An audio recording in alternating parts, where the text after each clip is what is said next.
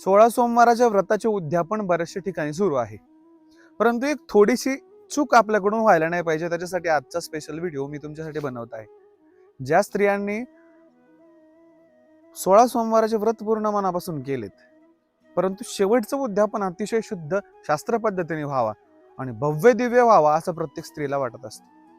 मग अशा वेळेस आपल्याला त्या पूजेमध्ये पुरोहित ब्राह्मण आणणं खूप गरजेचं आहे.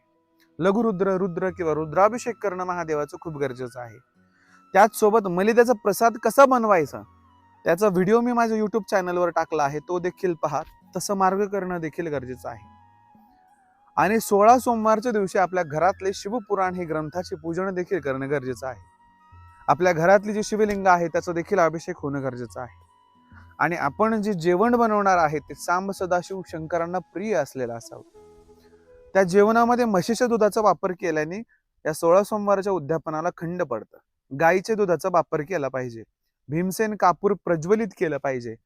भस्म जे आहे ते शुद्ध भस्म बीज जो असतो तो असला पाहिजे.